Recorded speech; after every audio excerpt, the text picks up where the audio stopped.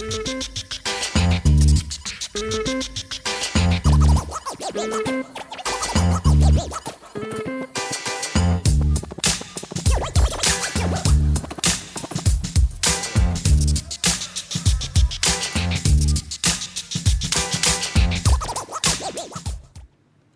is going on, everybody? Welcome back to 3-Star Draw. I am Down South 77. This here is an adult collector channel where we talk G.I. Joe, primarily G.I. Joe Classified, and every now and then we'll take a look at some other stuff that I like, just show you guys other stuff that sparks my interest, bring you along for the ride, and show you what I like to have on my shelf and in the toy box. Today, though, we are talking about Joes. We're talking about Joes. We're not even talking about Cobra. We're talking about Joes. Specifically, number 136, PulseCon exclusive, Aaaah Starduster, Skylar. I didn't make it up. Hasbro made it up. PulseCon exclusive this year. Come out pretty quick, you know, compared to the wait time on a lot of other figures. Of course, we knew that, you know, with this guy, we knew that he was going to be coming out pretty soon. And here he is. This was an interesting choice, and I think a good choice. And I think it was a good time to bring this character out. And it was a good idea to have him as a PulseCon exclusive, because not everybody wants this guy. Not everybody needs this guy. He's got no nostalgia for a lot of people, and he has a lot of nostalgia for some people. I fall into the first category. I have no nostalgia for Starduster. I did not have him when I was a kid.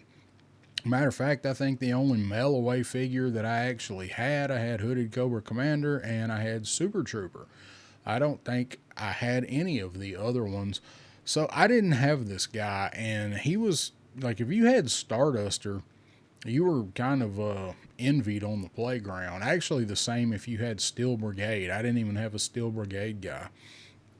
So I do need to preface this review here by talking about Starduster just a minute. So if you don't want to hear this, just skip ahead to where the camera angle changes.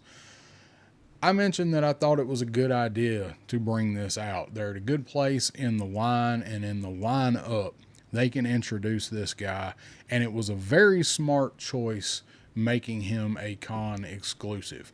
Con exclusive should be one of those things that is a special, you know, kind of figure, or a figure that not everybody, if they don't want it, it's not going to be a big deal for them to get. They can just pass on it and not worry about having it in the collection. But the problem with it is right there. It's that little number. They have to number these, and that's what makes it such a pain to get a lot of these con exclusive figures. And they know what they're doing. They want this number on the box, so everybody that's building the numbers up can get them. Now, I do have a gripe with this figure before I ever see him in person, not through a plastic window. And I'm going to tell you guys what that is. It's the presentation. This guy doesn't need to be a deluxe figure, first off. Even with the jetpack in there, there's nothing about this dude that screams make him a deluxe figure, except the fact that he was the PulseCon exclusive. So what I really want to say is they dropped the ball on this guy's packaging. So 2022, the SoCal Joe show had a Starduster exclusive for that show. There were custom figures. They look so good, everybody sees them and thinks they're the real thing, or, you know, till you learn that that is a thing, that they make those customs for that show, and they look very, very nice. Well, they did Starduster right for that show. They put the actual cereal box on the front of his box. Looks fantastic. Why did Hasbro not do that? That is my gripe with this guy, is the way he's packaged. The rumors of this guy coming out have been swirling for a long time, probably about a year now. And then the rumors that he was going to be one of the con exclusives for this year. And then finally, of course, it was confirmed late that he was going to be PulseCon, but those rumors, the whole time we were hearing them, what did we hear? He's going to have the cereal box packaging. So it goes back to them doing the way they do the con exclusives, the show exclusives, whatever. All of them have had some kind of special packaging. PulseCon last year, you got the Crimson Strike team, you got the 3-pack, which I did say I think was overpriced because of the packaging, and I think it was. It was slick, it looked great. I think it was a little pricey, but it was a exclusive figure and it had exclusive packaging. They did not do that with him, so I was kind of surprised when they finally did unveil him that he did not have the cereal box cover for him. And I don't think he should be a deluxe figure. So to bring his price point up, most of these deluxe guys are, what are they, like $41.99, something like that, $39.41, something like that. If they're gonna make this guy a deluxe figure, go ahead and go all out and give him the box.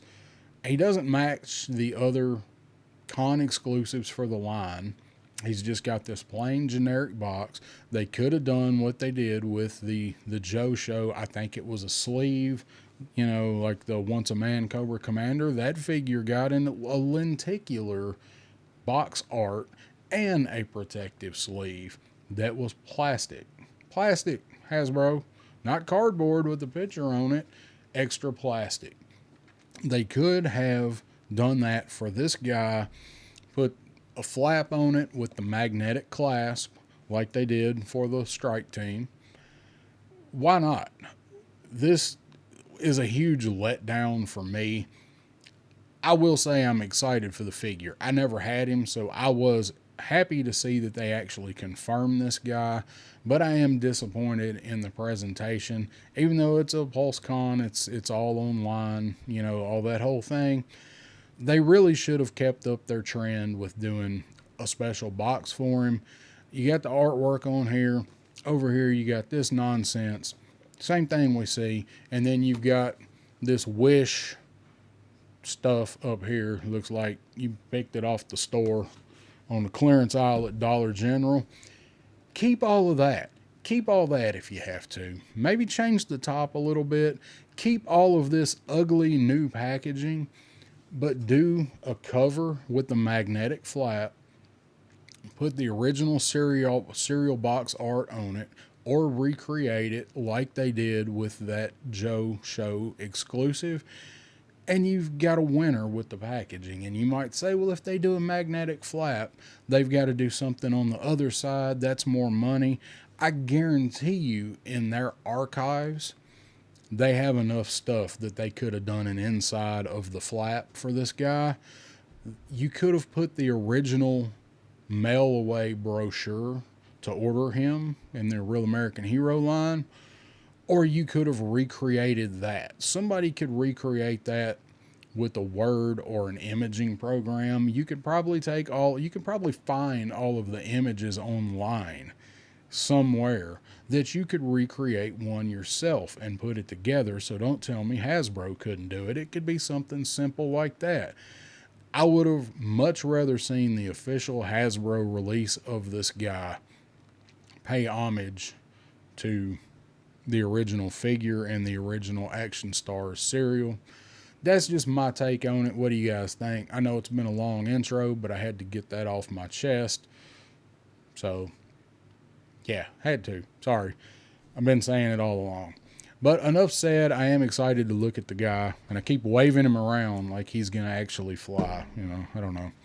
But let's go ahead and get him out, check him out, see what he's all about. Again, I never had him as a kid, and I'm sure not going to buy a vintage one now, because they are, as Aaron the Toy Enhancer pointed out in his review of this guy, they're like $300 to $500 for a Starduster. I ain't about to pay that for any vintage figure, especially one I don't have the nostalgia for.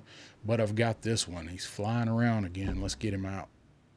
All right, I do think I have spent enough time talking about Starduster's package, but we got to talk about the elephant in the room before I get him out here. What is that? Is that a fang? That's a fang. You guys think we're going to get a fang before long? If I had a magic 8 ball to shake, I would say all signs point to probably. Maybe we're getting a tree too. All right, you get this guy out, pull the tray out. There's what you're going to see. He does come with a lot of stuff. I still don't think that he needs all this stuff particularly, but he does come with it. Look, you can already see that gun looks bent up there. But I did see this pointed out, so since I'm doing my review after I saw it pointed out, the little cereal box that he comes with is right there. So if you throw these inserts away, make sure you check it. Get the G.I. Joe insert here and slide that down, and there is his cereal box. And I'm not quite sure. Okay, it just so it's a cutout back here. That part I didn't see. You can see the perforated lines there, so I'll get that out. You gotta put it together. Man, I can't even hardly see that. I'm gonna have to put that thing together under the camera here. Before I go any further, some things of note. I like to never got all of this crap out of this plastic doohickey. So right here, this was his grasping hand. I had to cut that hand out. I don't know if you can see it. It goes right there. The finger caught and the peg goes through the back on these, and I could not pull this thing out. It was starting to bend it, so I had to get my knife and actually cut this hand out of the packaging. Have I ever mentioned how much I hate these trays? Other thing I want to note is, so we have his cereal box here. It's a neat little novel idea. It will not stay together, as I thought when I saw the size of it and these little tabs. It goes together pretty much just like an actual cereal box. But by the time you get all these little tabs and stuff bent in there, and I've got big old sausage fingers, so this is pretty hard for me, as I imagine most of us do, or many of us. You bend this thing all to pieces trying to put it together, and I can't figure out what to do with this one where this is actually showing. Because you want the barcode and all that showing, it's going to be on the bottom. And it looks like it should just go together like that, but it won't stay. This flap goes in here. So this is a neat little inclusion, but the execution, go ahead and look at it there. That's what should have been on the front of his package. You got box art there with the fang. And then back here, I love this. Roadblock on the red rocket's glare, and then you got a crossword puzzle. And then you've even got, it's not actual words, but you've got serving size and nutrition information and all that stuff. It's kind of disappointing that this wasn't already put together and glued. It's neat. It should have stayed in the packaging, in my opinion. I like it, but it's basically useless, and I've just about been in all to hell just trying to get it out. So, with that said, here's his jetpack. So, same jetpack that comes with the steel core figures. Do have these blast effects for it. We've seen them before. They are relatively straight. They're straighter than my steel core blast effects for this guy. I do like these blast effects. I like the look. I think it's neat. I think it's a neat look. It does come with the laser rifle. Plastic is much sturdier on this than what we've seen in recent figures. It's not really bent. You got a little wave there, but it's pretty good, I think, as far as that. Now, here's his blooper that he comes with. It has got a little bit more bend in it there. I do like that they taken this and put this metallic on there. I'm a big fan of using this metallic color paint, and a big fan of when they give them a knife that matches it. A little bit of detail in there. You can see the rib there on the stock. And of course, it's got this strap. These straps are always problematic for figures that come with weapons that have them when they hang straight back like that. I know a lot of people just cut them off, but I'm not really one that's gonna do that with my stuff. So I don't know what I'll do with this. It looks really good though, and we'll bend. And the plastic is stiffer, but it is still bent from the way it was placed in the tray. Seen the knife before. Not bad looking, and it is one of the more knifier knives in the line that's not more like a blunt object. And pistol does have a little bit of curvature to it there. Again, the plastic is actually firmer, but it's just the way that it's stuck in the tray. I'm just not a fan of those trays. I wasn't a fan of the ties either, but the only thing the ties ever messed up were the figures. It does come with binoculars, same one that come with Duke, this guy. So I think he pretty much had all of Duke's parts, right?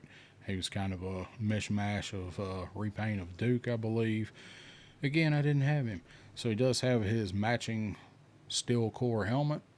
I do like these helmets. I really like the way they look. I am getting kind of tired of seeing them, but I don't think they're going to stop anytime soon.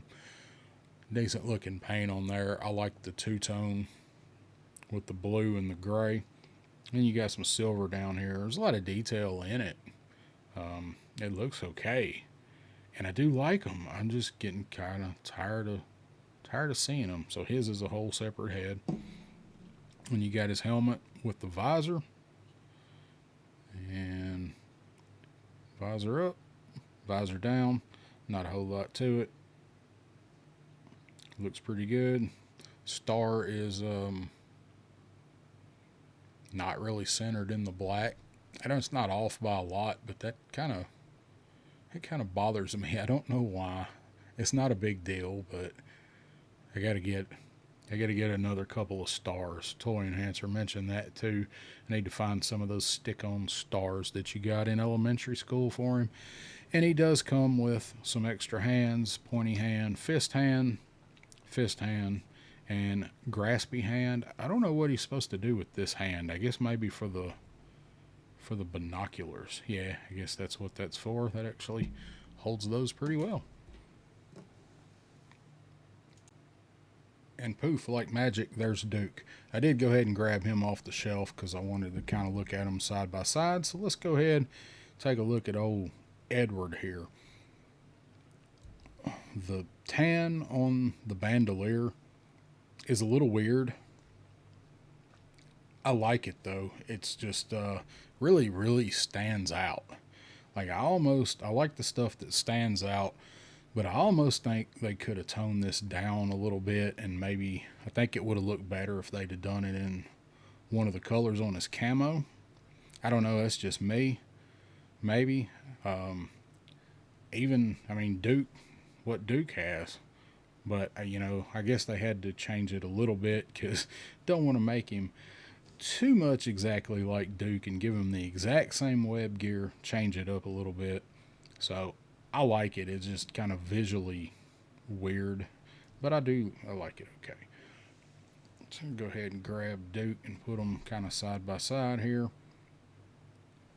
And so he has the Joe logo where Duke has the American flag.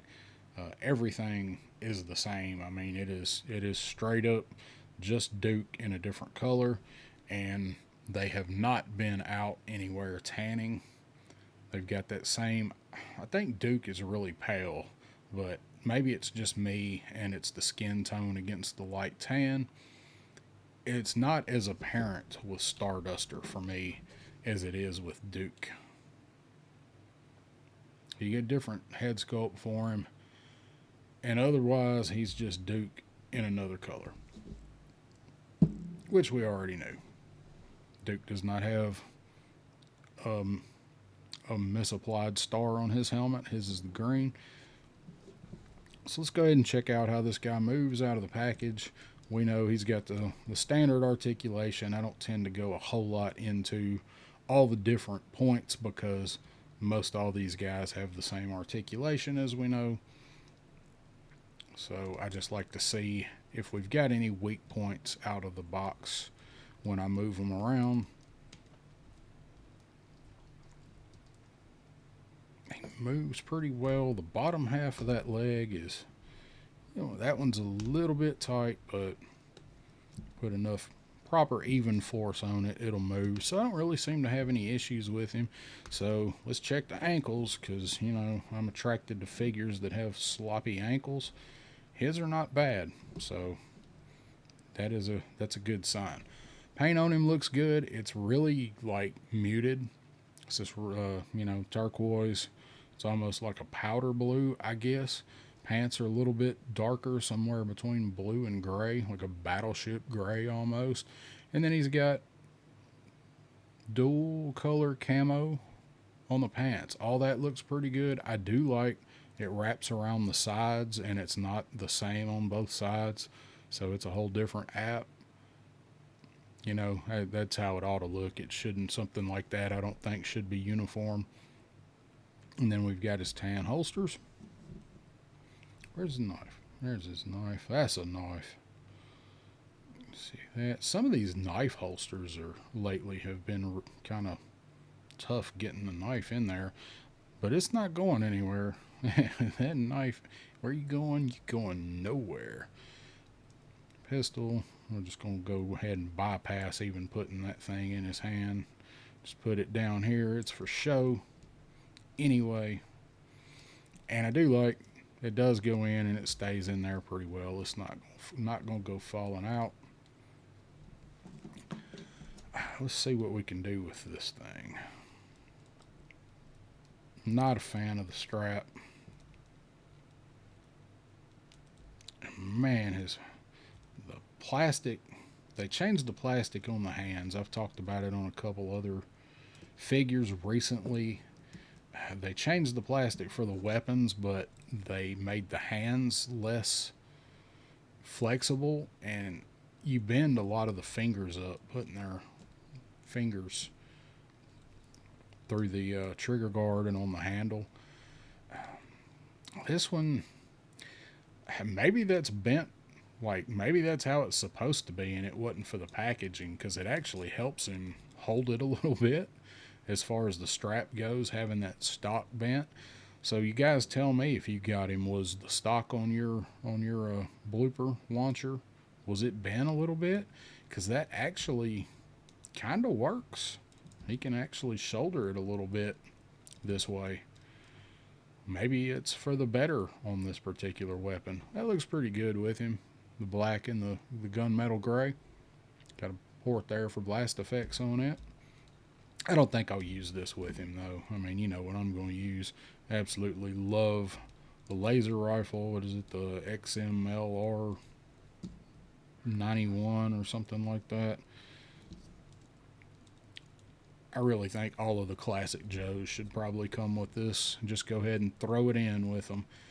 And same thing for the Cobra Cartoon SMG. Absolutely love it. So it looks pretty good. He does have a pretty decent butterfly as far as these guys go. Their butterflies are kind of just also more there for show.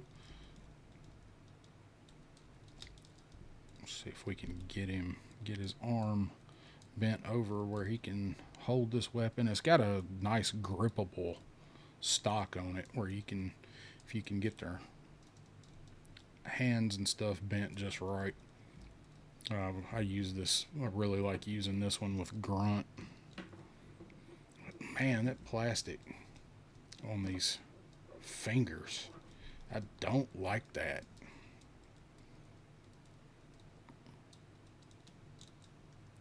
Just that thumb, you just can't get it in there. And you bend the crap out of the thumb once you bend it up to get him to cradle it. But he can do it, especially if he's not going to aim from the shoulder. You can get a pretty decent grip on it. You typically have to work the elbows and bring this one up. So can get him to do it. It's just a little weird. Let's go ahead and let's throw his visor helmet on with him. That's probably the one that I'm going to use with him. put that visor down. Yeah, see, I like it up on Duke, but on this guy, looks good with it down. Tinted glass there. Same visor, I do believe. His is darker. His visor's a little bit different than Duke's. So that's nice. They're not exactly the same. I mean, same piece, but put some tint on it. That's a good look. Go ahead and let's see. Let's check out the steel core helmet on him. Now the thing is with this guy, like, we just got the steel core commander. In my head, this guy would probably be the steel core commander, him or Grunt. Grunt was my steel core commander before they actually made a steel core commander. I don't think that helmet looks very good on him, and it should with the two-tone with the blue.